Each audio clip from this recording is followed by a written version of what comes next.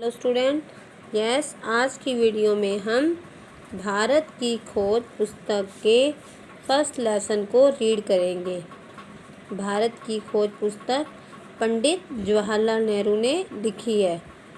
इसमें उन्होंने अपने अनुभवों को लिखा है। फर्स्ट लेसन का नेम है अहमदनगर का किला। अहमदनगर का किला 13 अप्रैल 1944 की ये बात है। पंडित जवाहरलाल नेहरू कहते हैं, यह मेरी 9वीं जेल यात्रा थी। हमें यहाँ आए 20 महीने से भी अधिक समय हो चुका था। जब हम यहाँ पहुँचे तो अंधियारे आकाश में झिलमिलाते दूज के चांद ने हमारा स्वागत किया। शुक्ल पक्ष शुरू हो चुका था। तब से हर बार जब नया चांद उगता है तो जैसे मुझे याद दिला जाता है कि मेरे कारावास का एक और महीना बीत गया। चांद मेरे बंदी जीवन का स्थायी सहचर रहा है। वही मुझे इस बात की याद दिलाता है कि अंधेरे के बाद उजाला होता है। इसमें शुक्ल कृष्ण पक्ष क्या होता है, जैसे हमारे इंग्लिश के महीने होते हैं जनवरी फरवरी। पहले लोग जो थे देसी महीनों से जो थे दिनों को देखते थे। देसी महीने होते थे और हर महीने में 2 पक्ष होते थे, शुक्ल पक्ष और कृष्ण पक्ष। अमावस्या के बाद क्या है, वो शुक्ल पक्ष शुरू हो जाता था और उसके 15 दिन बाद पूर्णिमा से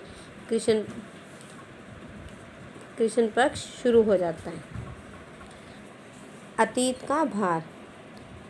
आगे लेखक कहते हैं कि दूसरे जेलों की तरह यहाँ अहमदनगर के किले में भी मैंने बागवानी करनी शुरू कर दी।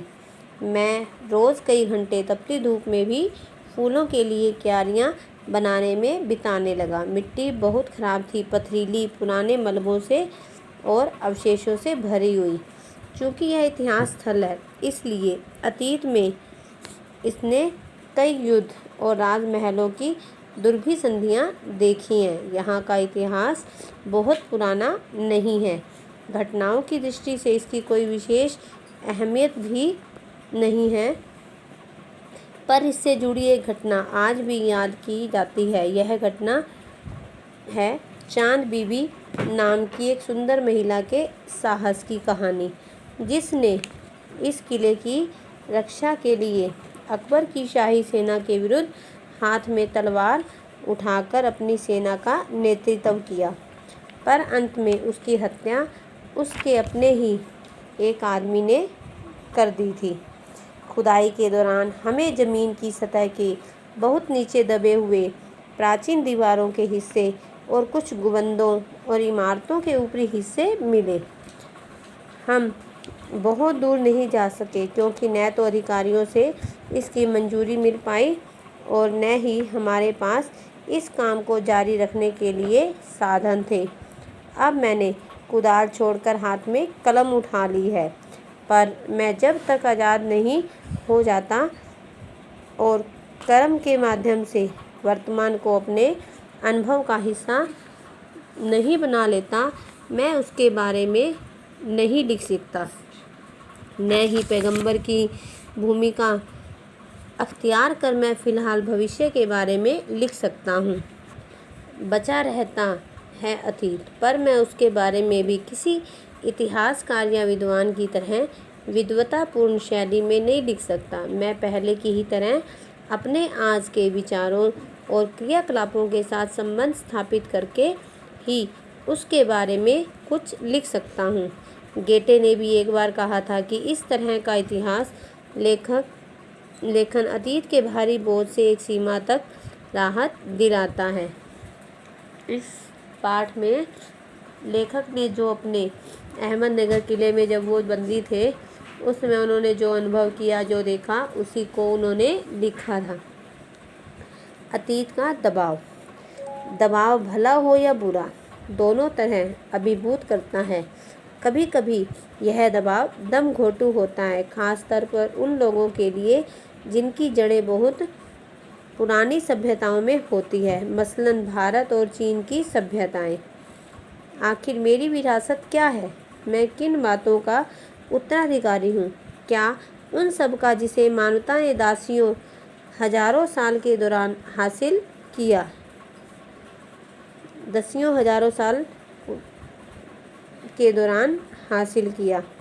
उसकी विजयों के उल्लास का, उसकी पराजयों की दुखद यंत्रणा का, मानव के उन हैरत अंगेज साहसिक कार्यों का जिनकी शुरुआत युगों पहले हुई और जो अब भी जारी है और हमें आकर्षित करती है।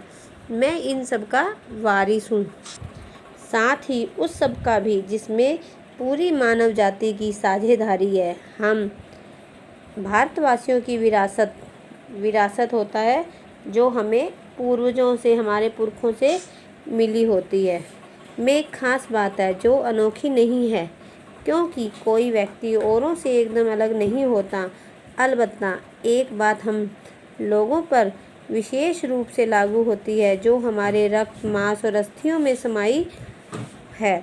इसी विशेषता से हमारा वर्तमान रूप बना है और हमारा भावी रूप बनेगा। भावी होता है आने वाला। इसी विशिष्ट विरासत का विचार और वर्तमान पर इसे लागू करने की बात एक लंबे अरसे से मेरे मन में घर किए है। मैं इसी के बारे में लिखना चाहता हूँ। विषय की कठिनाई और जटिलता मुझे भयभीत करती है। मुझे लगता है कि मैं सतही तौर पर इसका स्पर्श ही कर सकता हूँ। ये आपका फर्स्ट लेसन कंप्लीट हो गया है। आपने ये लेसन रीड करना है और जो क्वेश्चन बन रहे हैं उन्हें राइट करना है और लर्न करना है।